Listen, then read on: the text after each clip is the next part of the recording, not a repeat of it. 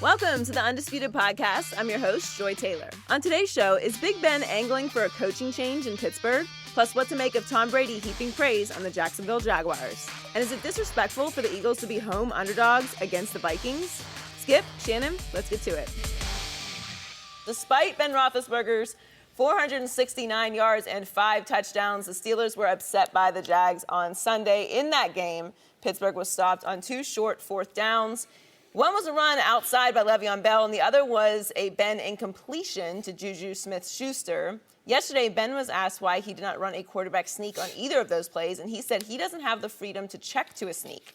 There have also been reports of tension between Ben and offensive coordinator Todd Haley, and Ben addressed that as well. Let's take a listen. There's always issues in a competitive field like we have where everyone's trying to win and everyone's trying to be the best they can be. You might butt heads at times. It doesn't mean that you have any problem, any personal problem, and the least amount of change, the better. That's from players to coaches to everything. We don't want to have big changes because we're right there. We're on the cusp, and we feel that we've got some great things going for us. Shannon, what do you make of Ben's comments? They're odd. They're odd because, Skip, he's constantly throwing the coaches, especially the offensive coaches, under the bus. We saw this on this full display after the New England Patriots game. Well, I wanted to spike the ball, but they said, no, don't spike it. Go ahead and run the play. We didn't have to. But what we've seen from Ben, Skip, that he's willing to place the blame on someone other than himself. Normally, quarterbacks of Ben pedigree, I classify Ben as a great quarterback. He's won 2 Super Bowls. He's gone to 3. Yep. Normally, in a situation like that, when things don't go the way they should have gone or the way you think they should have gone at the end of the ball game, the quarterback takes the blame. The ball was in my hand. I've got to do a better job of getting us into the right play, but I must do a better job of protecting the ball. I can't throw an interception in that play. I don't go and say, well, I wanted to spike it, but they were in my ear saying, no, no, no. That was unnecessary. We didn't need to hear that. And then again, well, why didn't you run the quarterback sneak on that 4th and 1? Well, I'm not allowed to change the quarterback sneak. So let me get this right. A quarterback of Ben Roethlisberger's pedigree. Ben has almost 200 career starts. He is a 2-time Super Bowl winning quarterback. So you're telling me they give you the ability to change a play from pass to run or from run to pass, but you don't have the ability to do a quarterback sneak? Now, sometimes quarterback sneaks are called, Skip. I know I've been in the huddle and we've called a quarterback sneak.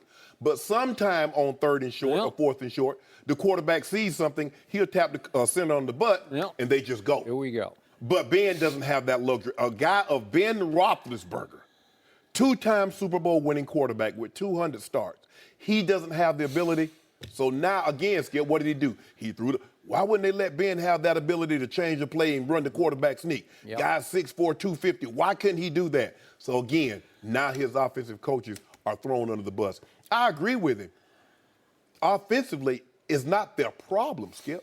They're loaded. I mean, you have almost 600 yards of total offense on the number 1 defense and all of, I think they're the number 1 scoring defense. You put up 42 points on the number 1 scoring defense in all of football. That should be an accomplishment. You should win that ball game. Skip, the top 3 in total offense, and Ben is the only quarterback in NFL history to have 3 500-yard passing days. Skip, think about that. 3. No other quarterback has more than 1. He has 3 of those since Todd Haley's been his offensive coordinator. They've had 3 top total offenses in the last 4 years. Their problem, but if you go back and look at when they won the Super Bowl, Skip, in 2005, they were 3 in scoring defense. 2008, they were 1 in scoring defense. Next year, even though they lost to the Packers, they were 1. Therein lies their problem. Problem is not on the offensive side of football. No. Sure, he and Todd Haley might butt head, and that's, 2 competitive, strong-willed, stubborn individuals. You see it this way, I see it that way. Yeah. We both want the same thing. We might have an issue of how the best to get there. Offense is not their problem. Defense is their problem. And the steel curtain is not coming back anymore. So they built their team through the, you look at all the firepower, top 2 running back, top 2 wide receiver, a top 3 or 4 quarterback. Offensive line is very good. So, Skip, what you have to do if you're going to put all the money on the offensive side, you better hit it off in the draft on the defensive side. And right now, when Shazier went out, They don't really have anybody. Cam Hayward can get to the – I like him. But on the back They end – did lead the league in sacks, so I give them that. But on that back end, Skip, no good. That's why they don't ever match up with Brady. Yep. Even when they had they had Troy Polamalu and James Harrison. Now they don't have those guys. It's even more. But the problem was, Skip, is that all they saw is like you running a race. And I'm looking at Joey, me and Joey neck and neck. Joey and I neck and neck. Whew, then somebody come beat both of us at the tape. They looking at New England, and here come Jacksonville. Well, if you're looking at me, you're obviously going to lose. Everyone knows that. You got to look straight ahead. Everyone knows that. The little legs, you're like. Yeah, but those little legs, they move. But that was the thing, Skip. They put all their focus. Even Keith Butler, Skip, he was talking about, oh, we played too much zone. We're going to play man. You're talking about in March what you're going to do when you see this team in December and when you see this team in the playoffs. Hold on. What do you think these other teams are going to do? They're just going to lay over and let you have a free run at New England? It's just odd for Ben to say he would like to see as little turnover and change as possible, considering all he does is throw his offensive coaches up under the bus. So I agree with him. Change is unnecessary on that side of the football, but it strikes me as a little odd that every chance he seems to get, it's always something that the offensive coaches that I wanted to do this, but they wanted to do that. Yep. So my big picture takeaway from all that you just said is that between the lines, behind the scenes, and this is just my take, I don't have any inside knowledge of this, but I believe Ben Roethlisberger is attempting to get Mike Tomlin ousted, along with Todd Haley. Okay. All of them. I think Ben is trying to throw them not only under the bus, but out the door. And yet Ben, if I may, we haven't had a LeBron reference yet in the show, he's sort of, to me, going LeBron on Mike Tomlin because LeBron is classic passive-aggressive. So in one breath, Ben is saying, oh, I don't want any changes here. I want to preserve the continuity. We're right on the cusp. Right. But in the next breath, he is killing Mike Tomlin, repeatedly killing after the New England game and now after this game. And he didn't let it lay on his radio show. That was his radio, right, yesterday. He went deeper and deeper into it. He even went into, hey, on 4th and 2s, I propose that we run empty backfield and I run the quarterback draw. I mean, he is, 6'5", 250 or whatever. He lost some weight, but he's still a big quarterback. Still a big quarterback. But he can run a little bit. Yeah. So he said that Mike Tomlin just laughed at me about that one. He wouldn't even deal with it. Okay, so it's starting to feel like there's a groundswell, and Ben realizes he's on the right side of this, but he doesn't want the blood on his hands because, to me, just observing Ben from a distance, and maybe you would have a better insight coming from Pittsburgh, but Ben wants to be loved. He doesn't want to ever be a bad guy. He doesn't want to step out there and make controversial statements. He still wants to be viewed as beloved quarterback of the Steelers, but it's also pretty clear to me he's pretty down not only on the head coach, but clearly, according to reports, on the quarterback coach, that they wouldn't even speak to each other by the end of the year. And that's the coordinator, Haley, but the quarterback coach had to come down on the sidelines just to make peace and be the liaison between the quarterback and the coordinator. Correct. Not a real healthy situation. No. So now we have, this was shocking to me. Maybe you knew this, Joy, but I didn't know this. I didn't know that the Rooney family now owns only 30%, a little more than 30% of the Steelers, that about almost 70% of the Steelers owned by minority owners, or you could call them limited partners. And there's reportedly about 15 of those, including a guy you know, John Stallworth, who was a pretty good receiver once upon a time for the Pittsburgh Steelers. Right. And he's the only name I know. Maybe people from Pittsburgh would know some of these people. Some of them are just fans, but they're businessmen, and they must have pretty deep pockets because they own about 70% of the Pittsburgh Steelers. But the Rooney family preserves final say. Any veto power, any big decision on the coach or not the coach, it's coming from the Rooneys. Correct. So all the limited partners have is, according to numerous reports, a pipeline straight to Art Rooney II, who is now in power. Right. The late Danny Rooney was in power when Mike Tomlin was hired, but Art Rooney reportedly, I think Mike Florio wrote this, that Art Rooney wanted Russ Grimm back in, what was it, 2000, going into 2007. After Coach Cowboys retired in Yeah. 2006, Yeah. after the sixth season, so Okay. 2007. That Art Rooney, who is now in power, leaned toward Russ Grimm for the head coach. That didn't happen because at that point, Dan Rooney was in power, and he wanted the unknown Mike Tomlin from Minnesota. Yeah. And he got his wish, and they went that direction. And it was a great move because it resulted in 2 Super Bowls and 1 Super Bowl championship. But since that last Super Bowl, and they lost that one, that was back in 2010, it's been a while. Mm-hmm. And you have to go back to 2012 to find the last time they had the number 1 defense, because that's sort of the end of Polamalu. Mm-hmm. And so they were riding James high. Harrison yeah, was and that was, he was, but he was still riding high at that point. So they hung their hat on Mike Tomlin's side of the ball, and he was was he the coordinator in Minnesota? I think yes, he was for 1 year. Yeah, for 1 year. So his calling card was the defense. So early on, through 2012, they were a defensive football team. Yeah. And then all of a sudden, they fall to 6th in 2012, and then 14th, 18th, 11th, 10th, 7th. And then this year, to the average is 6, but the average is 11. So to your point, they're not the steel curtain anymore. Right. And the irony of this is that really Ben and throwing sometimes 50 passes a game has kept them afloat. Right? That's kind of how they've done it under Mike Tomlin over the last 5 or 6 years. Correct. So who is more valuable right now, Ben Roethlisberger or Mike Tomlin? Okay, well, I think it's still the quarterback. Yes. And so by all reports, including Mike Florio's, the limited partners who own 70% are strongly pushing to fire Mike Tomlin. Now, does Ben know that? Is he privy to that? Does he think there's a groundswell behind him so that he can make these public statements about his coach where he is throwing him under the bus? Yes. And again, according to the Florio report, that it's increasingly obvious to the limited partners that Mike Tomlin is failing in key decision-making points of the game. And we've heard all the things, the 2 4th-and-1s the other day. Then the disaster that was the end of the New England game when they were at odds over spike or not to spike. Correct. And they didn't seem to have, coming out of a timeout, any plan for those last couple of plays, right? Yeah. And then at the end of the game the other day against Jacksonville, they did get the ball back they're 10 points down at that point with 1:45, and they didn't seem to have any real urgency at that point, and it took 10 plays for them to score the final touchdown, which came with 1 second left on the clock to cut it back to 3 points.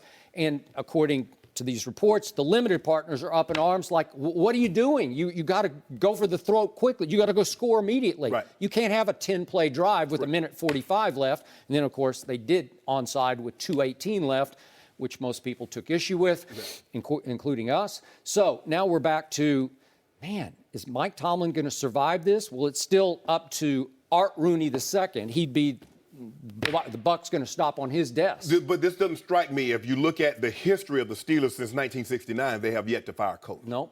Coach Noel walked away. Coach Kyle walked away. Mike Tomlin has 8 of his 11 seasons have been 10 wins or better season.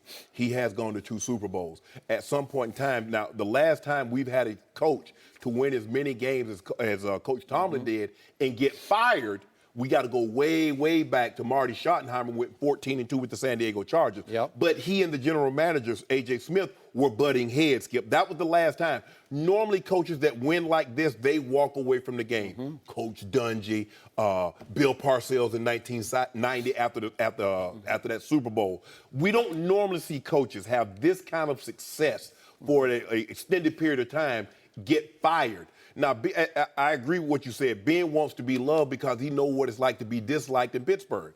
The motorcycle incident, a lot of people turned on Ben. When he went through a long time ago. But when he went through that in Milledgeville, Georgia, a lot of Pittsburgh Steelers. That's a good point. Very good point. So now he had yet another incident in Reno, Nevada. Well, the Reno was before the Milledgeville. Got it. But I think the thing is, Keith kind of turned his life around. He's gotten married. He got 3 boys. So now he's like the typical, what you want probably your quarterback to be. Married, settled, not out bar hopping, carousing the town, got a family. So Ben has kind of re-ingratiated himself into the community, and the Steelers love him. They love their football players anyway, quarterbacks obviously. But Skip, I thought going into this game it was a 1 that Mike Tomlin hot seat. I think it's a 2 now. I don't see Art the second firing Mike Tomlin at this point because that's just not the way they do business. When you've had 3 coaches in 50 years, you stay the course. But Coach Cowher walked away, I think, of his own volition. He did. There may have been something going on there. He did. Yep. He did. And obviously, Coach No walked away. But I think it would be it's going to be very odd. I don't see them firing. I think the McClatchy family owns a big portion of it. I think they might own like 10, 20% because when the senior, Art the first, he got out of the Steelers. He basically sold it to them. And he ended up buying it back, but he left 20% with them. But I'm surprised. I'm with you, Skip. I didn't know they only own 30%.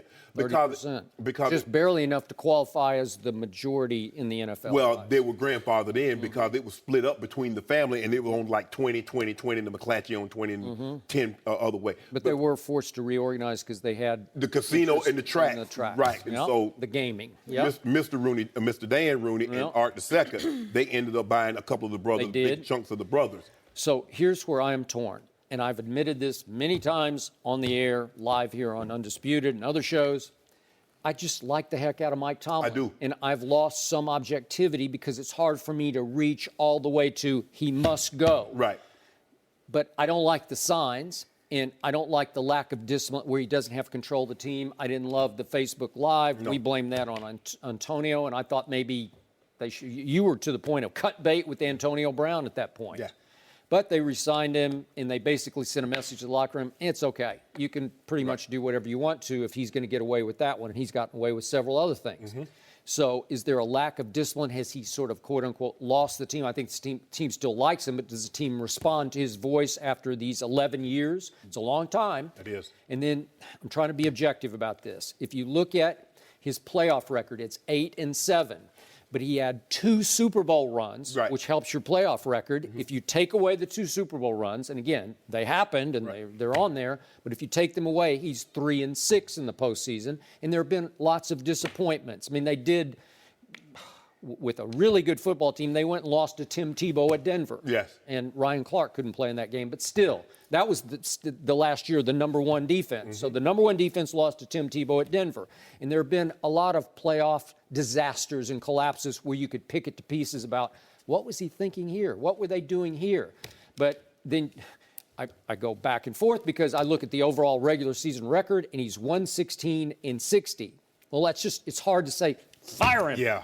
But off Sunday's game, that's fireable offenses. I saw several fireable offenses that are going to go on his record, and they might add up. Well, for me, Skip, I think they have 2 really bad playoff losses, and it all depends on how you look at it. I do think losing to Tim Tebow, but that was on the road. Ben had an injury that season. Ryan Clark, the defensive signal caller, didn't play. And I think one of their running backs was injured also. But anyway, but when you look at it, Skip, losing to the Patriots there are a lot of teams that lost to the Patriots. And if you go back to 2003, you take out the anomaly season of Joe Flacco, only Ben, Tom Brady, and Peyton Manning has represented the AFC in the Super Bowl. Yep. So basically that's what you had. Ben is going to be an afterthought because he played in the era, Skip, of Tom Brady and Peyton Manning, who happened to be in the same conference. Yep. A lot of great players in the 90s are afterthoughts or footnotes because that coincide with the dominance of one Michael Jordan. And so when you look at it, Skip, you're like, well, but when you look at, Ben got 2 Super Bowls. Yeah, but Tom is going for his 6th. So now you like, when you look at Mike Tomlin, you're like 116-60. That's great. But he happens to be in the same conference in the same era as Coach Belichick. So you can easily get skewed, Skip, but here's my thing. Okay, you want Mike Tomlin out. Who can you go get that's going to be better than what he's been right now? The problem with that question is, if I'd ask you the same question when Coach Cowher walked away, and I'd said, hey, there's this guy up in Minneapolis who's been the coordinator for 1 year, and he's going to be great, you'd say, huh? How do you know? If Mike Tomlin walks away, even if they fire him, Skip, there's going to be a lot of press conferences that might have been going to press on Monday that's going to be held up because they're going to want a chance to talk to Mike Tomlin. Yep. And there are going to be a lot of guys that might have jobs. There are going to be a lot of coaches that like, okay, I'm good now. all of a sudden Mike Tomlin becomes available, they're going to get real nervous. Okay, but is Ben Roethlisberger behind the scenes talking to a lot of these limited partners, and there's a groundswell that they're going to go to Art Rooney II and say, it's over. We have to move forward with this. Is Ben's voice strong enough to move the current owner of the team, who has final say, to say that's enough after 11 years? It's not like after 2 or 3 years. It's 11 years of Mike Tomlin. But if you look at it, if you look at the teams that Ben are losing to, it's not like he's losing to the team and then they lose the next week. He's losing to the Patriots. He's losing to the Broncos. That's not good enough for the Steelers. They have more Lombardis than any team so far. I mean, the Patriots are going to get 6, we think, this year. But right now, Steelers have it. And that's just not how they do business. They're not happy to make it to the playoffs. They're expected to win a Super Bowl every year. Yeah, but if you look at the 80s, they had a period of the 80s, they did nothing. They had a period in the 90s, they did nothing. Well, that's the one thing that I think will keep Tomlin in place because Ben's talking about retiring every other year. He is. He's saying he's only looking towards next year. Right. And so by if the you way, get rid of Ben, or if Ben retires and then you don't have Tomlin, where are you? You're back in that spot. I don't know, but you did have Ben this year, and you lost twice to Jacksonville, and in those 2 games combined, he committed 7 turnovers, and 3 of those turnovers got returned for touchdowns. But here's the thing. Think about this, Skip. Think about how long Coach Cowell went without winning a Super Bowl. He got to 2. He lost the first one. Coach Cowell went a long time. And then from that one that he lost in 95 until he won it again in 05. Think about that period now. Yeah, that's true. Well, so I believe they stay the course. I don't believe they're firing Mike Tomlin. my gut is you're probably right, but I think this is closer than you might think. No mercy. Hey guys, Joy Taylor here. Before the show moves along, I wanted to tell you that support for the Undisputed podcast comes from our friends at Rocket Mortgage by Quicken Loans. They understand that home plays a big role in your life and family. That's why they created Rocket Mortgage. Rocket Mortgage gives you the confidence you need when it comes to buying a home or refinancing your existing home loan. It's simple, allowing you to fully understand all the details and be confident you're getting the right mortgage for you. Whether you're looking to buy your first home or your 10th, with Rocket Mortgage, you get a transparent online process that gives you the confidence to make an informed decision. It's convenient. Our trusted partners allow you to share your financial information with Rocket Mortgage at the touch of a button. And in addition to getting a real mortgage approval in minutes, you can even adjust the rate and length of your loan in real time to make sure you're getting the right solution for you. Rocket Mortgage by Quicken Loans. Apply simply, understand fully, mortgage confidently. To get started, go to rocketmortgage.com/undisputed.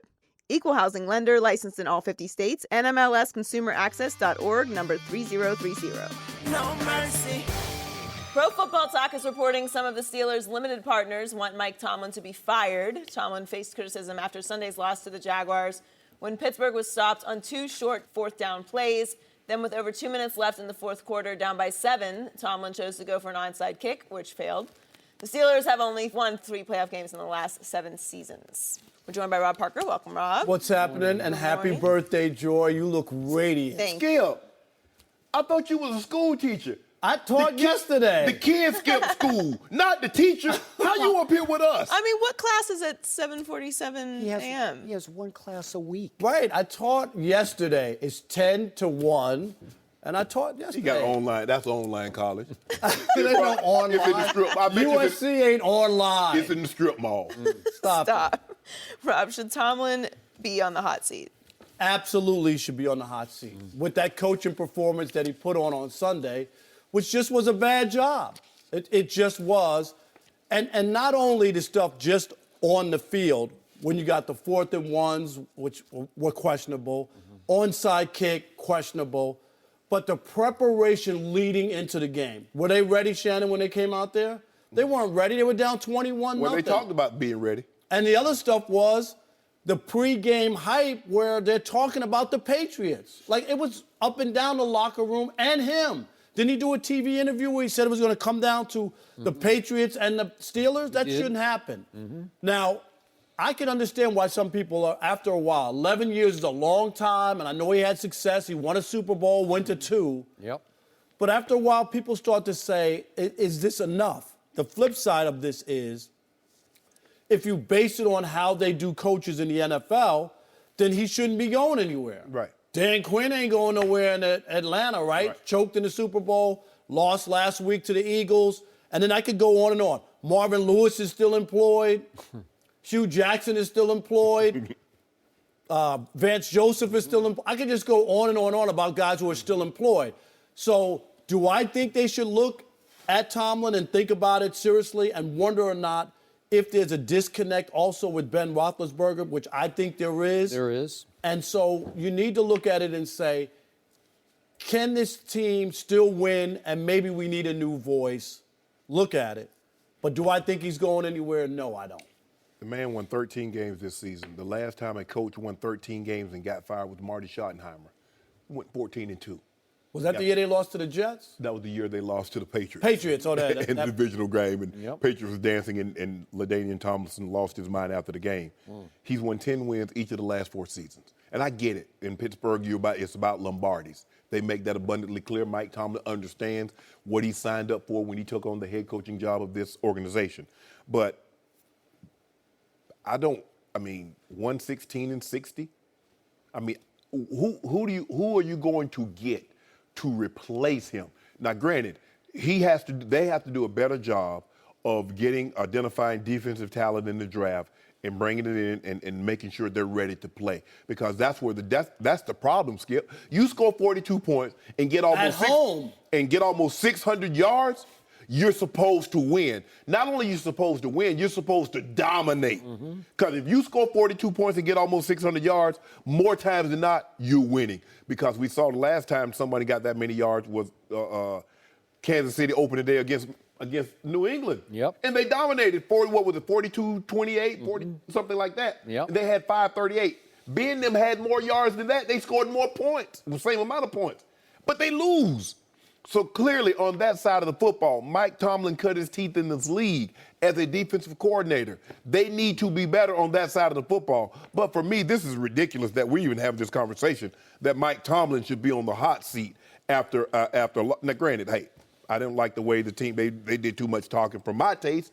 Because clearly, especially on that side of the ball. Le'Veon, you want to talk. Antonio Brown, you want to talk. Juju, I got no problem. But when you're on the defensive side of football, come on, bro. I'm talking about y'all banging on the Jacksonville joke. Talking about y'all gonna know my name. Y'all gonna know my name. Are you Destiny Child say your name? I mean, what's going on with that, Joy? Destiny Child, very nice. I'm with Rob on this one for once. Are you sick? You all right? Yeah, I'm all right. I'm not sure Mike Tomlin's all right. And again, my problem is, and I've disqualified myself, I just like him. I've always said if I could play in the NFL, I'd want to play for that guy. I like the way he handles his post-game press conference. He's so commanding and forthright and quotable and just lays it on the line. This is what we didn't do. This is what we got to do. And I respect all that. But all the signs are bad. And they're going from bad to worse because the quarterback appears to me to have declared war on the head coach because he's not pulling any punches. But then he will pull this punch. It's classic LeBron-esque passive-aggressive because Big Ben says publicly, I don't want anybody fired. I want to preserve continuity here. But can you believe this? He won't even let me run a quarterback sneak. He won't let me run a quarterback draw on 4th and 2. And don't ask me. And why. Skip, if you had a good relationship with the coach, you wouldn't do that. You wouldn't do it. And I think you would be more apt to get out of that play call and do what you know is right to do. And I don't think he wants to do that. And he did it after the Patriot fiasco at the end of the Pittsburgh game at Pittsburgh. It was just chaos where they didn't have a plan. They had a timeout to call a couple plays, and they had no idea. And it's chaos in his ear and through the headsets. And he wants to spike. No, they don't want to spike, so he does some awkward halfway spike. Cost them the game. And it throws an interception to Eli Rogers, who's the only one running a route. Everybody else is just standing. Right. That's chaos. Right. And ultimately, the buck has to stop on the head coach's desk on that one. Then you detailed all the disasters the other day. That was a disastrous coaching job before the game and during the game by Mike Tomlin. So if you're losing the quarterback, and now there are reports that there are about 15 limited partners, minority owners, who own 70% of the team, but they don't have final say. That comes down to Art Rooney II. So the buck stops on his desk, but they have a pipeline to him, and by contract, he has to listen to them, have a session with them, and by all accounts, by many reports, they are going to strongly push for the removal of Mike Tomlin. Are they going to get their way? I have no idea. Joy grew up there.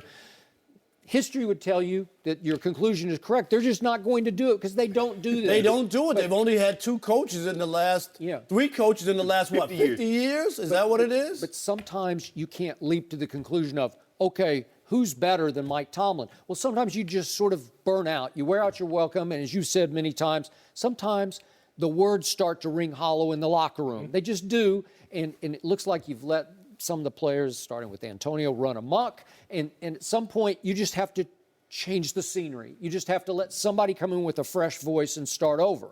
Are they still a good team? Yeah, they're, as Ben said, we're on the cusp. They're low. And Skip, there have been a lot of quarterbacks that haven't had a great relationship with their head coach, but they never threw him under the bus like Ben is always willing to do. There have been a lot of quarterbacks that didn't have a great working relationship with the offensive coordinator, but they don't throw them under the bus like Ben. And not only will he throw them under the bus, he'll then get in the bus and drive over them. He does. Back up over them. That's what in this case, he's backing up over him. Yeah. He already did this after the New England. And don't forget, he also did some of this after the protests. And remember, he went back and went out publicly and said that he was against what Tomlin wanted to do. He do what we call in our community a lot of dry snitching. He'll volunteer information that's unprompted. Nobody asked him, what? Oh, I wanted to spike it, but they told me no. Nobody even asked you that. You volunteered that. Everything he says is, don't blame me. It's his, he did it. It was his choice. And that's why I think ownership has to look at it to just say, now, is Ben staying here, or we still believe we got a chance to win in the next 2 or 3 years with Ben? Yeah. And maybe this coach it just doesn't work anymore, and maybe we need somebody else. Because I agree, you win 13 games, it's hard to just up and up say you got to get out and it's done. But where are you trying to go? Are you trying to win 13 games, or are you trying to win a Super Bowl? Okay, to Joy's point, that franchise doesn't deal in getting to the playoffs. A playoff loss is okay. It's not okay. Not at home. They want to win Lombardi trophies because they have the most Lombardi trophies, so that's the mindset. That's the way you were raised in that tradition. So now you look at his playoff record, he's 8-7, and if you take away the 2 Super Bowl runs, which came in 2008 and 2010, he's 3-6 in the postseason. Well, it's starting to add up to not good enough, even though your regular season is great. Hold up. Joy's first 20 years of her life, she didn't see no Super Bowl. Now all of a sudden you want them every other year. See, you starting to get like the Patriots. You know, the Patriots fans, Oh, they were terrible for a long time. No, they were not. The Patriots, they've been winning ever since the 1968, 1960. Oh, really? No, they have not. If you let them tell it, they started playing football in 2001. I can't remember back that far, though. Can't remember past that? But I remember old Gillette Stadium that held 50,000 and only 20,000 people showed up. I remember you those remember days going too. up there. I was there many times. Exactly. And the Patriots were terrible. So, Joy, you need to stop this. Now, I understand what the Steelers were in the 70s, but then they had a long loss, Skip. You remember from 79, the last Super Bowl win, all the way to 05. That doesn't mean they're going to lower their expectations. No, I'm not saying once the bar has been set, that's where it is. Hold on. You lowered the expectation with 13-3. Now, you gave remember Coach Coward now, he got hired in 1992. He didn't win a Super Bowl until 2005. That's 13 years. Mike Tomlin won what, in his second year? Second year, I think it was. And gone again. I just, look, I get it. See what has happened? This is all the Patriots' fault.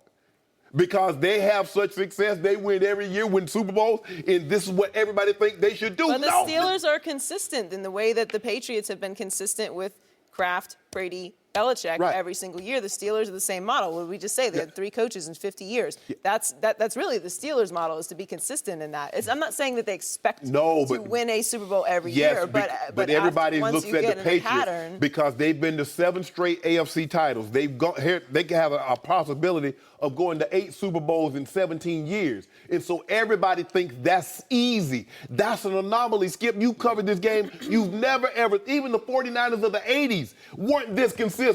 The Steelers of the 70s weren't this consistent. They go almost 7 straight years to the AFC Finals. But also there's a feeling of urgency because they have Le'Veon and Antonio Brown in Ben Roethlisberger, and Ben Roethlisberger is seeing the end of his career. Well, you should have went and gave Le'Veon that money earlier and not let him get to the end of the contract. So now you're giving a running back $12, $13 million in cap space. You need another defensive end, and you need another corner or a safety that can make plays. That's what you need.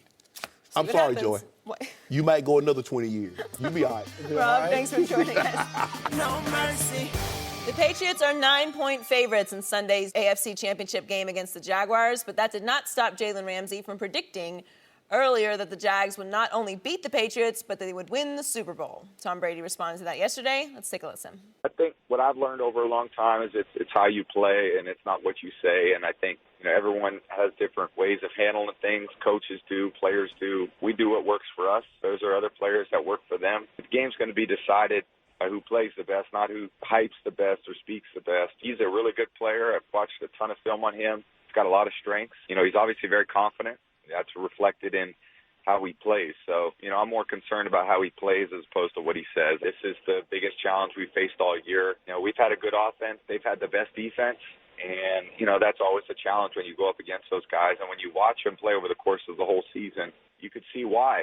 There's not a lot of time for the quarterback to throw, and I think the whole secondary knows it. The linebackers know it, and, they're aggressive. They take chances. There's a reason why they're in this game. I'd say it's certainly the best team we've faced all season, and if we don't play our best, then we're not going to advance. Shannon, are you buying Brady's praise for the Jags? I'm buying it, Joy, just not at Tom's price. We know, golly shucks, gee whiz, Tom, this is what he does. He could play the Cleveland Browns, and he would say that's the best defense we'd played all year. And they say, well, Tom, they're like 1-31 over the last 2 years, but they're better than their record would indicate. That's what he does. That's how quarterbacks normally do it. That's how that's coach talk. But players, skilled players, we don't look at it like that. We're going to say what our true feelings are. They can be had.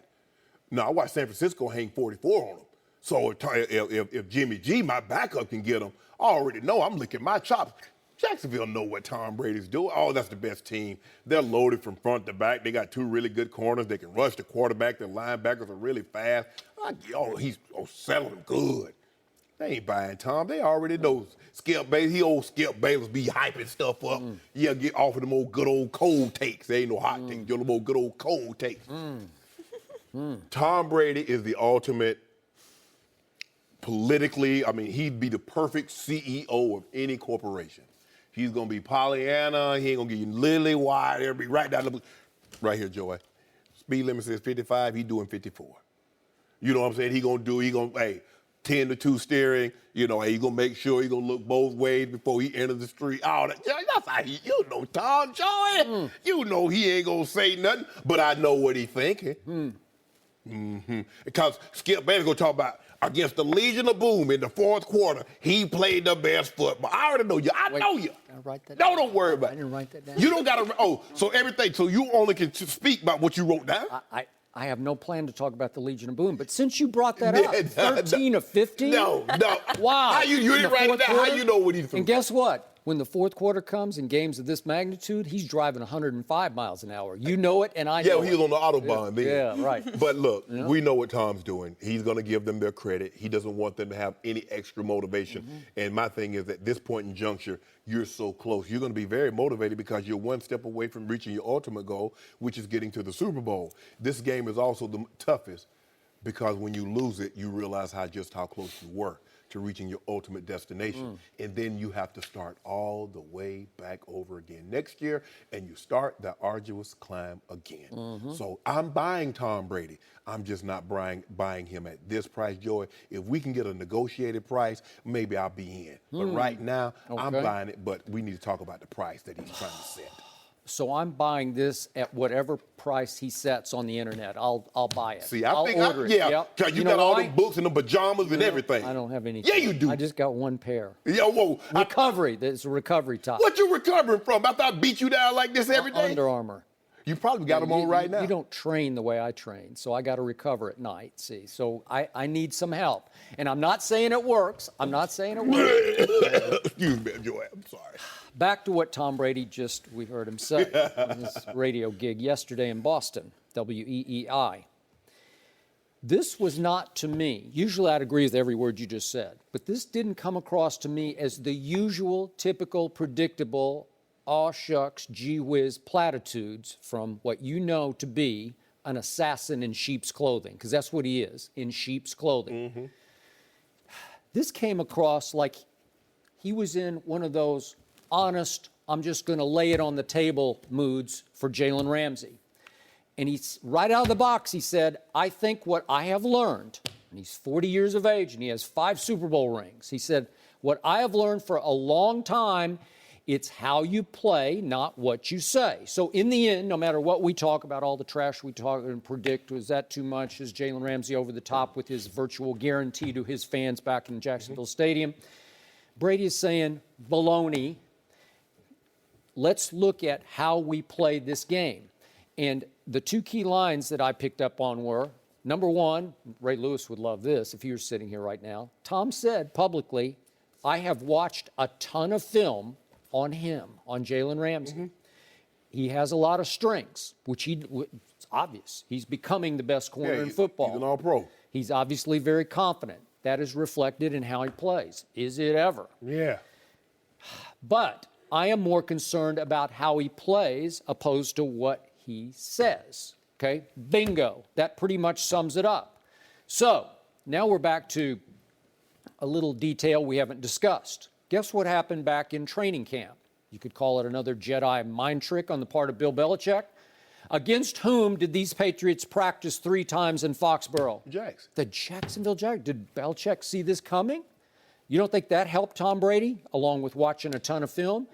He got to experience up close and personal the force of that front 7. They're probably just playing 7-on-7. I don't know if they rushed the passer or not, if he wore a red jersey. I don't know. Maybe they did a little bit, maybe just a little bit. Normally what you do when you have a joint camp session, Skip, you do one-on-one pass rush drill, so you get the guards going against the D tackles. You got the tackles going against the edge rushers and things like that. 9-on-7, but you don't – I mean, you do team stuff, but guys that like still after quarterback, you don't want to be the guy that gets too close and Tom Brady's throwing a pass and you break his finger. Or you hit his elbow and he tears the ligament. But in the let's do the back 7 versus your Oh, yeah, you definitely do 7-on-7. You're going to go hard. Well, you're doing 7-on-7, so you get a chance to see, And so you get a chance to feel of his quickness and his break on the ball and his attitude and how he carries himself. He's picking up. He's watching. He's putting in the mental bank, right? And this was very honest, I thought. He did call it the biggest challenge they faced all year. Well, I think you would agree with that, right? I don't think that's any breaking news. No. I don't think he's overly complimenting them because they're really good on defense. But he did say that there's not a lot of time for the quarterback to throw. Well, they are Sacksonville. They were second in sacks to the Pittsburgh Steelers this year, just one off the Steelers. It's 56-55. So they had 55 sacks in the regular season.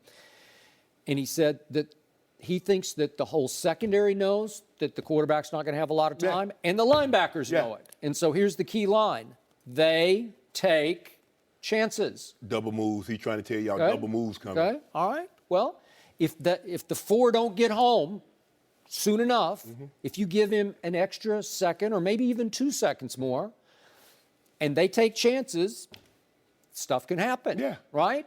I thought against Big Ben, a number of times they didn't get home. He had time to say, I think I'm going to try Antonio. I think I'm going to throw it to the back of the end zone and see if he can make a play. And a couple times he made a play. I think Martavis, I'm just going to throw it as far as I can, hope Martavis snags it in the back of the end zone because he had time to make those deep throws. Right. More time than I thought he was going to have. So to Brady's point, in takeaways, Jacksonville was second to the Baltimore Ravens. So it was 34 for Baltimore and 33 for Jacksonville. So they will take it away. Yes. But they are taking chances. Oh, yeah, you got to. Right? If you take the ball away, you do take risk. And in a situation, we know the Patriots, they're very capable of running double moves, Skip. Yep. And the thing with Tom Brady is that when he struggles against number 1 defenses, it's normally on the road. Yep. Having to go to Denver for 2 of those 3 last AFC Championship games, that posed a problem for him. Going against the Giants, He did get the Legion of Boom, but that was a neutral site setting. And so this is why they fight so hard to get home field, because if you're a good defense, they want to be able to hear all their calls. They want to hear the checks. They want the crowd in their favor, and they want you to suffer from having to deal with crowd noise. So that plays into their hands. But I'll give Tom this. We scrimmaged against the Carolina Panthers. In 1996, we played them in the preseason also. But the following year, we played them in the regular season, Skip. So I knew what they were capable of, and I saw, I'm like, okay, it's some intricacy. Don't say nothing, Joe, about hit them up for sale for 174. That's all I did to him. How do you remember the exact number? Because I knew it. I said, man, if I could get my hands on this team in a real game, it's going to be trouble. It's going to be smoke up in the city, Skip. And lo and behold, I saw him on the road. I said, oh, my goodness. I had to do him dirty. I felt bad, Skip. No, I didn't. Man. Nobody can live in the past like Shannon Sharp, right? No, I was just saying. Okay. Scrimmaging against someone, it does help you because it does. Because Skip, the thing is, for me, practice and training camp was always the hardest because I get an opportunity. The guy saw me every single day, so he knew all the little subtleties, some things that you can't pick up on tape. But when you're there and you see him and you're watching him at practice in and practice out, you pick up subtleties. And I'm sure Tom Brady, as being a student of the game as he is, he's picked up subtleties. You got it. And it's just a small, maybe a small snip here or there that, okay, the way this guy's positioned, the way Ramsey's playing, somebody's coming. Now, they're not a heavy blitz team because their front four is so good they can get home without sacrificing the back end.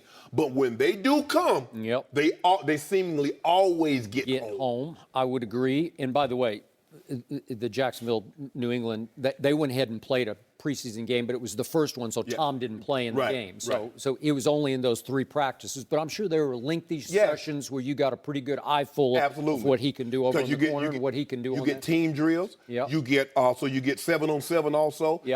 And the linemen get an opportunity to see what they like to do in one-on-one pass rushing situation. Is it an up and under move? Is it a bull rush? Is it a speed rush? Is it Mr. Miyagi, wax on, wax off? So you get an opportunity to see all the little subtleties, Skip, because guys are working on things then that they think will help them come game time. So you'll get an opportunity. You go back and look at, okay, this is what they did in one-on-one situation. Now you go to a game situation. Okay, he really likes that move. That's what he likes to go to in that D&D. So in the end of this interview, I thought Tom Brady was as open and forthright and revealing as I've heard him publicly. I want Tom to say, I'm going to gut him. I'm going to do what I always do. Did you see me in my last game? Jalen Ramsey, he can do that. Tom will leave that to Jalen Ramsey. You said what I did to the Falcons when I was behind? You did that. Tom Brady does not do that. But Tom. He did impart some wisdom that I think even you could appreciate. What'd he say? And if Jalen Ramsey would listen closely to this, or Miles Jack, or Leonard Fournette, any of the young players, I think they could learn a lot from what Tom Brady has learned the hard way, the painful way, in some of his playoff losses. And this was the last clip in this show.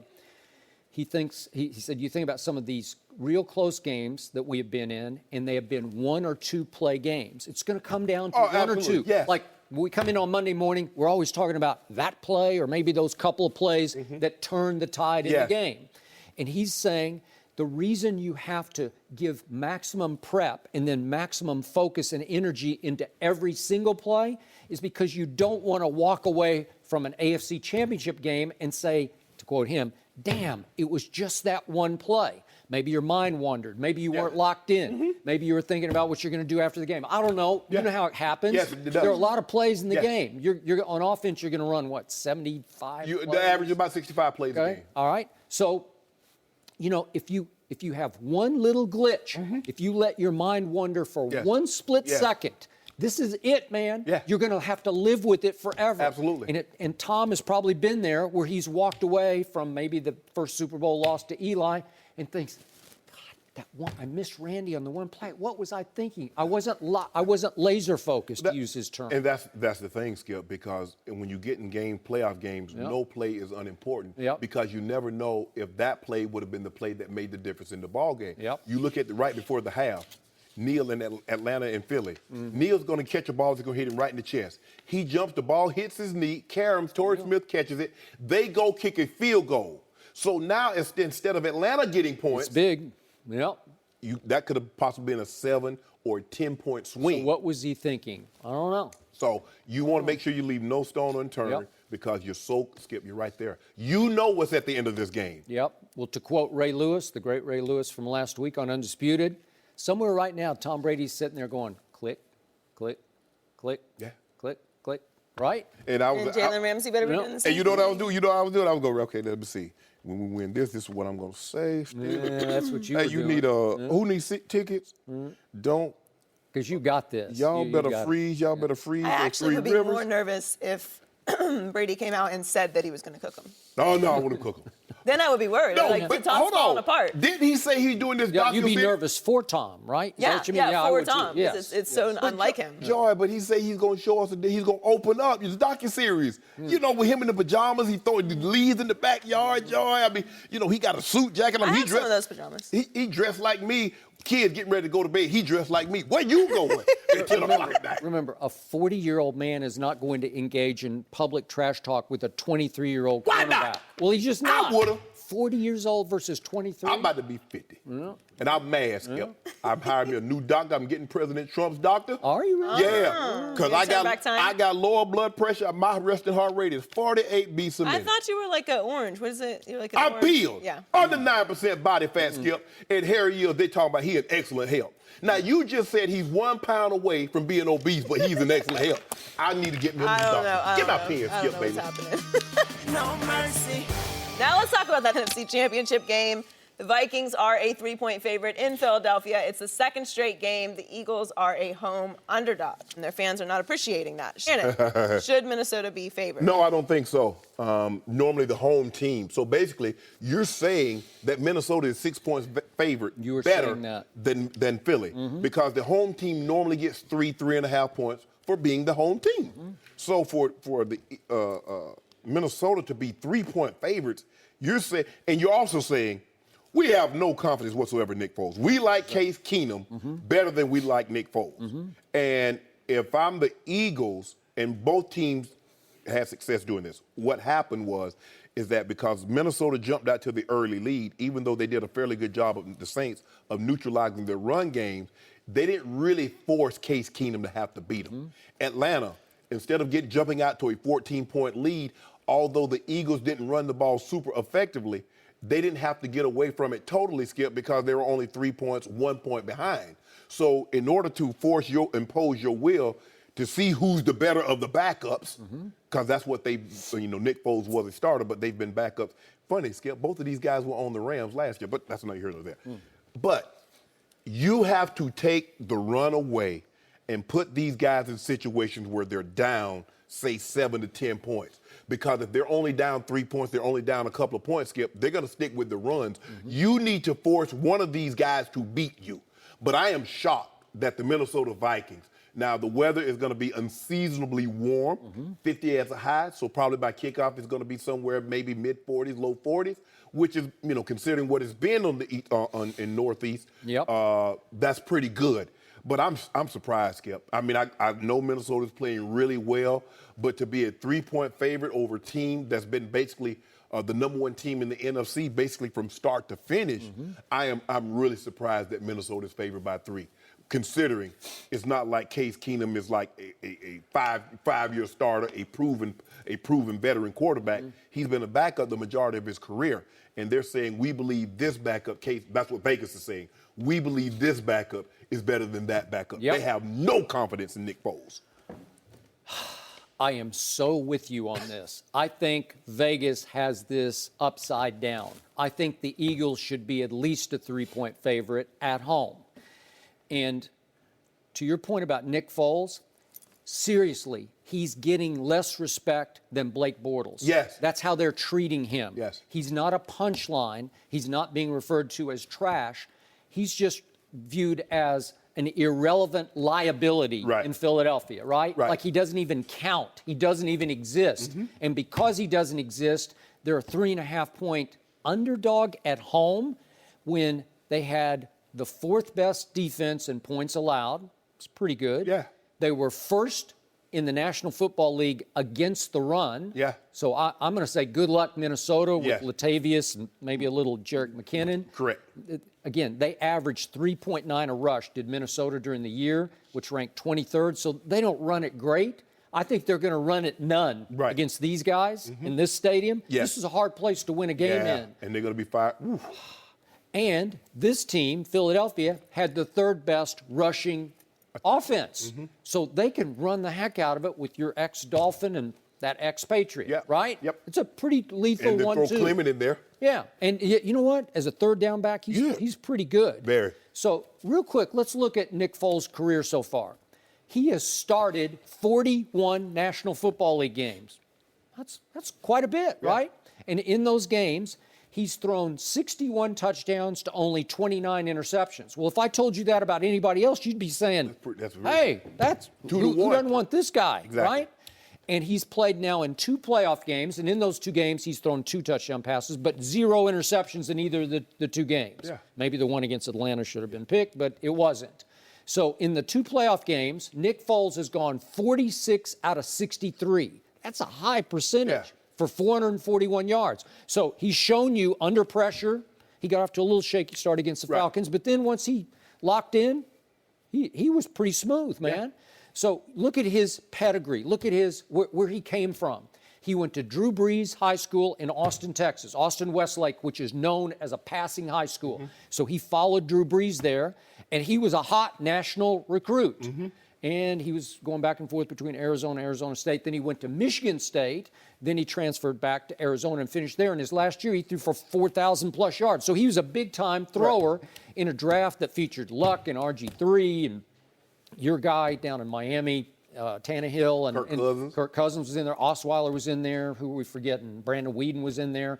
The point is, it was a quarterback-laden draft. He could have gone higher without all that star power in there, but he went in the 3rd round. So he wasn't like undrafted, right? Correct. So, and remember, he was such a good basketball player that Texas and Baylor recruited him to play basketball. So he's got some ability. He's not fast, but he can move around a little bit, and they run a pure West Coast offense. Shows he's athletic. Okay? I'm just saying, he doesn't have the biggest arm, but he's a pretty accurate thrower, and he's shown you regularly over time he doesn't choke. No. He doesn't collapse. He doesn't come apart.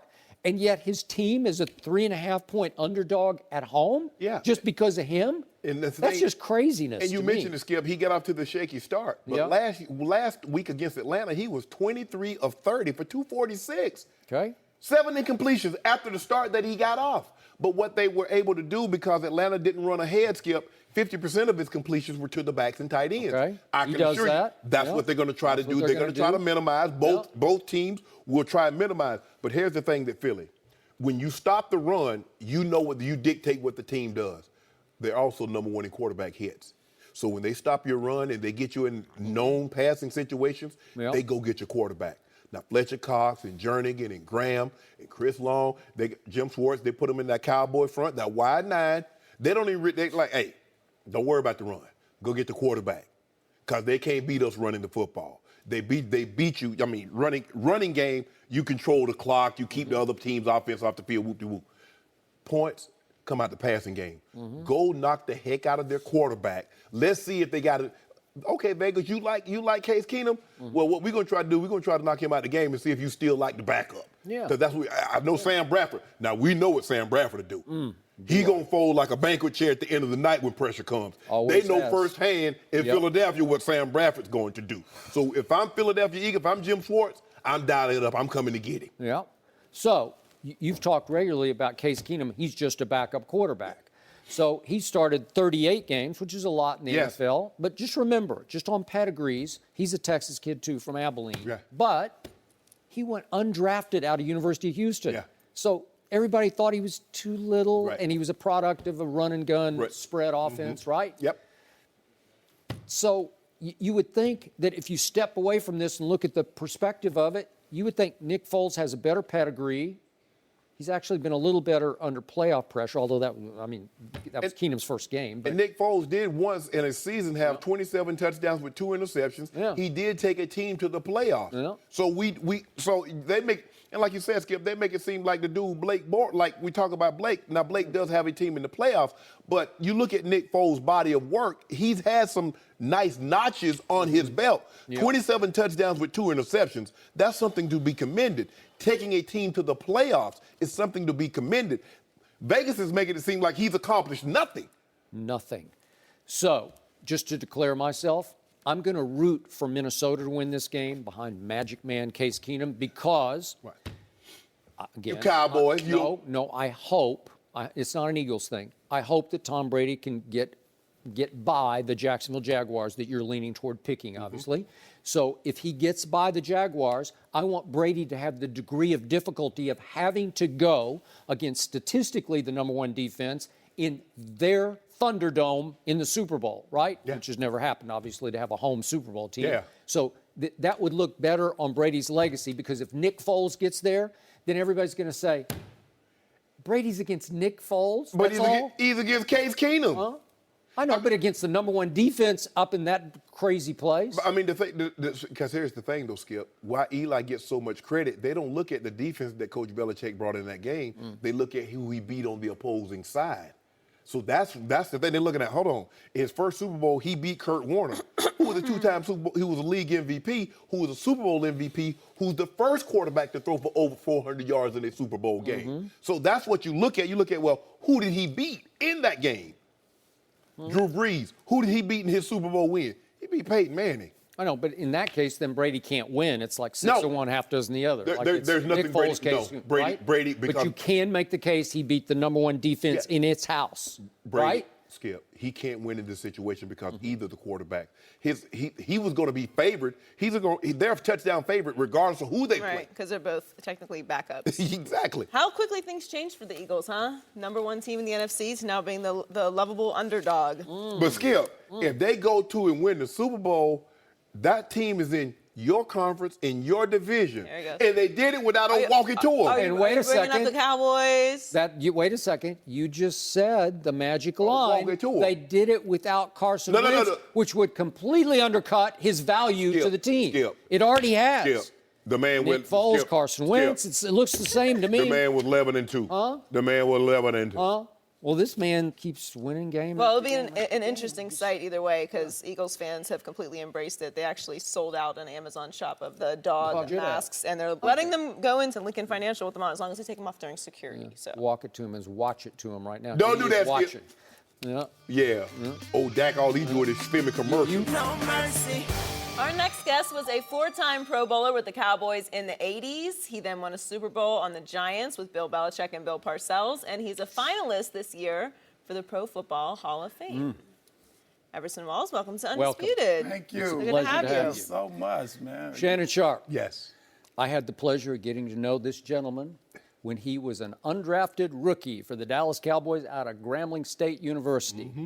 And he proceeded that year to lead the National Football League in interceptions with 11. And in all my years of covering this game, I have never observed anyone in a defensive backfield who could play the football in the air better than this man could.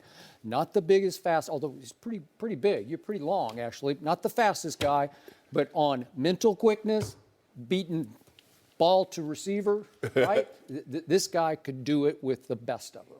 Hey, I had to just survive out there. Right. I don't know if you recall, rookie out of Grambling, you see Jim Hart or Joe Theismann, and they look at me out there on the corner. They were saying, we Who's got this little old this. brother from Yeah. Grambling, Right. college. Undrafted out of Grambling. They start audibling right there. We're going this way. I don't know what the call was, Coach, but we're going this way. Well, So- it's good to have you. Yes, But it you're is. going to Go be ahead. coaching in the NFLPA Collegiate Bowl, which is Saturday here on FS1. So what are you most looking forward to? I'm just loving dealing with the kids. I have a mentoring program, like most guys do, called Ethos Education. And what we try and do is talk to kids about changing their mindset about, what you're going to be in life and what you think of yourself, not letting anybody else determine your success. And this is the way these kids are. We got 100 plus kids out there, and all of them think they're going to the pros. So that's not going to happen. We both know that. But it's one of the more successful bowl games because they have invited a lot of those kids. A majority of them have made some camps, and they've also made some teams.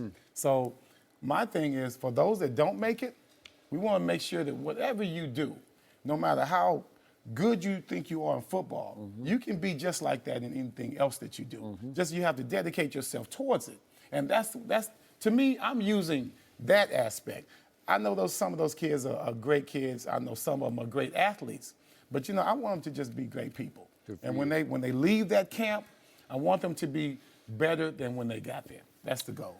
So, speaking of a rookie defensive back, there was one on Sunday up in Minneapolis who played for the New Orleans Saints named Marcus Williams, who had a terrific rookie year. But on what became the final play of the game, he made, for what most people believe to be a mind-boggling decision. Can you put it in perspective from what you saw on that play? Yeah, I definitely can. As a defensive back in that situation, first of all, you can say what you want. Everybody's talking about being this particular person this time of the game. I'm that guy. I can depend on myself. Come at me, all of that. Well, when it's all said and done, you're a little nervous. Yeah. You're just a little nervous. And that's good to be nervous because that heightens, your senses. Awareness, That's yes. exactly right. So he was probably there. And when that ball went up in the air, that was his moment of truth. And he saw that. And sometimes just that little bit of doubt, it just takes that moment to really go from being a hero to being a guy that's blamed by every Saints fan for the downfall of Earth and society. Basically, that's the way they look at it. That's true. And he ended up, at that moment, instead of making the play or not making the play, he ended up doing the latter. And it doesn't matter how it looks, to him. All he knows is he didn't make the play. But when you have that type of indecision, you become posterized. And hey, I've been there. Trust me, I've been there. Well, you were there when Dwight Clark went up in the fog at Candlestick your rookie year and made It the wasn't catch. fog. It wasn't fog, Skip. There was no fog. No fog. It just seems like in my head. There's no fog. Maybe there's fog in my head. Everybody wants to, glorify it. I've talked to 10,000 people that say, hey, man, I was right there in the corner of that end zone. I'm like, man, Candlestick was not that big. All y'all couldn't have been in the end zone. You told everybody that was there. Everybody was in the end zone. Right. Not that you had a chance to break that play up, but you got posterized because I think it was on the cover of Sports Illustrated, and you can see. Oh, I definitely had a chance, and there's no doubt about it. I put it on myself. Matter of fact, I called Marcus the other day, and I told Marcus Williams. I called Marcus Williams. I was given his number. I was surprised he answered the phone because Really? there's no way I'd answer a freaking phone if I'm not after all this crap. No. And he ended up answering the phone. We talked for a while, and you just got to share with the brother, man. I've been there. He had a great game. He had one interception. He played great. He played great this season. He had a great season. And as a matter of fact, they were talking about how great that entire secondary was because they had a great Marshawn draft. Lattimore, They've got a great young secondary. And does that sound familiar? We weren't Thurman Steves at the time, but we had Mike Downs, Ron Fellows, and myself had just come to the Cowboys in And Dennis 1981. Thurman was there. And here we are, man. We are in that. Now, it wasn't fog, but the field was soggy as hell, as it always was. Yeah. So that all added to the drama. When you talk about that last drive in Candlestick, man, we were just bone dog tired. Even Dwight, I talked to him several times Dwight about Clark, yeah. Just so tired doing that entire drive. And it was my man. Matter of fact, we had Dwight doubled on that play. But, as the play went and Joe's back there pumping and pumping, I'm like, what the hell's going on back there? I'm trying to, man to man. Right. Like, I don't know what's going on back right. there. I look back, there's the ball, and I'm thinking, that sucker's gone, Well, Joe said he tried to throw it away. He did. Yeah. Well, he changed it later, too, we practiced that. Yeah. Yeah. You know how that goes, man. Yeah, you gotta grow Legends that- grow legs. Yeah. You know how that goes. And so, with the flight of the ball, I didn't see it. I'm going towards the back. He's going towards the front. But make no mistake now. If I would have seen that ball, me and Dwight would have been going at it. Okay, I would have jumped. I would actually jump for the ball if I would have actually seen that. So those moments of indecision, I should have been doing what I always did. And I told Marcus this. I should have played the way I always play. Look at the quarterback, turn around and play. We called it cluing. Cluing. Tom Landry hated cluing. And he warned me against it.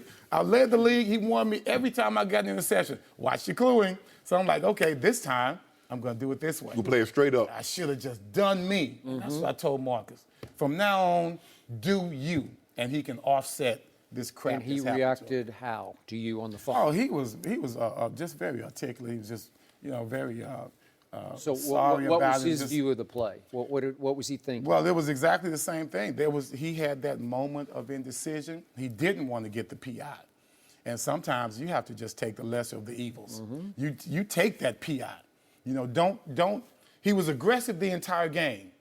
Don't back off from being aggressive now. You still want to be smart, but you don't want to be too aggressive. I think that's kind of where he was caught in between. My coach used to tell his son, he who hesitates is beat.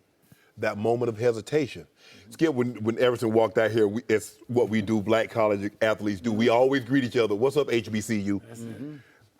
Everson is one, and I don't know how many people know this, he's one of 2 men in the NFL history to lead the NFL in interceptions on 3 different occasions. Times. He and Ed Reed. Yep.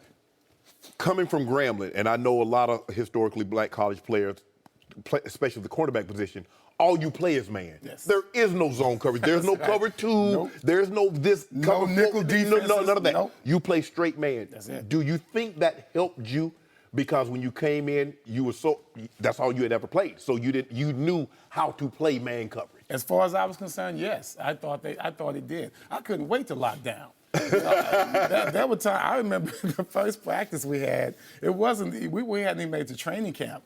And Tony Hill comes up there. He's a veteran at the time. I'm thinking 3-year veteran. And he's like, hey, guys, I just want to come here and get a good look. I want one of you rookie DBs come give me a good look. So one guy jumped up there. I knocked this guy out the way. I'm like, it's Tony Hill. I want to show what's happening. I'm going to let you know I'm the guy. You're going to be dealing with me from training camp from now on. And he was like, hey, rookie, I'm just chilling, man. I'm going to just come out here and run a route. He ran some route. I was all on him. Just ran a curl. Yeah. I'm all in his way. I'm bumping him. He's like, okay, rookie. So he comes out the next time, and he shook me down, man. He almost broke my ankle. He said, you look forward to that. Okay? So that's the kind of stuff you had to deal with. So one-on-one was my thing. That's how you get your identity. One-on-one is extremely intense in every practice. So give us insight into another coach you played for who was the coordinator in New York when you went to the Giants, Coach Belichick. Yes, sir. And you played some corner and some safety for him. How is he getting so much out of a defense that most fans can't name one player on this year? Well, Belichick does what every coach, I think, should do. Your system is your system. But every player is not the same. We are not drones. We are not robots. Everyone is good at what they do. I'm doing the camp with Darryl Green. I'm not Darryl Green. Darryl Green is amazingly fast, played 20 years. I'm Everson Walls. He's short, I'm tall, he's fast, I'm slow. We're both survivors. We're both good cornerbacks. Hopefully, we'll both be Hall of Fame cornerbacks when it's all said and done. You have to design your defense or adapt it to the strength and weaknesses of the players that you have. And Belichick was always able to do that. When I first met Bill, I was talking with Parcells. And when Bill saw me, he started smiling. When Belichick saw me, he started smiling because what he saw was, okay, I've got this lanky cornerback who's got this experience. Maybe I can put him at safety. Right. He doesn't just have to be at corner. Right. I can play with this guy, tinker with it a little bit. Next thing you know, I'm playing safety on third downs. I'm calling plays with Jim Kelly in the Super Bowl. And, wide right, there you go. I led that team in interceptions because Belichick put me in position to do that. And all coaches, I think, should understand what that player's weakness and strength is before you just go plug him into a situation and say, play the system. Got it. Back to the current Dallas Cowboys. My partner across the table gave Dak Prescott for this season an F grade. That's how much he declined in his view. So how much would you blame Dak for the demise of this year's Dallas Cowboys? Well, Dak could have done better. There's no doubt about it. But when you're talking about a second-year player who was really surprised, I think, at how well things went his rookie year. It's like they could do no wrong. Correct. Every hole was open. Zeke got 100 yards almost every game. He's getting 200, almost 300 every game as a passer. Now, all of a sudden, here comes a problem. We have to adapt to not having really our number one guy in our offense. Number one guy. Again, someone says number one guy, which is Zeke Elliott, not Dak Prescott. But carry on there. But that's okay. That's okay for a quarterback all quarterbacks really do, a lot of quarterbacks really do it. They feed off of their running game. That's the way it is. The offensive line itself, I think, might deserve a little decrease in their grade. Yep. What did you give them? He didn't like the way his offensive line I'll played. give him a C- maybe. And you know, when you raise the bar so high, Correct. Yep. you know, then there's a long fall. And that's what they experience. So- not just Dak, not just Zeke, but that offensive line. So can you itself had explain to me why Dak Prescott had no receiver who could get open and separate, starting with that number 88 over there? What happened to him this year? Okay, here's what I always think about the Cowboys offense, as you know, intricate as it is. I think if you're not going to stretch the defense as a defensive back, I'm not playing deep. I'm sitting down on every route. You keep running all this crap, crossing routes, this, that, and the other. I'm sitting down on every route, and I will not have any fear of getting beat deep. The Cowboys just don't have that in their game plan. I don't know why, because as far as I'm concerned, if you're going to open up your game plan, then you have to give me the fear that I'm going to be beat deep. And I never saw that in the game plan. Except for Bryce Butler occasionally. Man, and they rarely played him. I don't know if he was hurt the whole year. I don't know what the deal was with that. But when you look at the Arizona game, where it was basically the last time I saw him before the end of the season, That's correct. when he set up his own touchdown again on that other game he played in. Everson, Bryce, I think, would very much agree with you. Michael Irvin gonna be calling somebody. Be sure to check out the NFLPA Collegiate Bowl Saturday on FS1. Everson, thanks so much for joining us. Thanks, guys. No mercy. Thanks for listening to the Undisputed Podcast. I'm Joy Taylor. We're back at the same time tomorrow morning, 9:30 Eastern. We'll see you then. Fox Sports 1 of 1.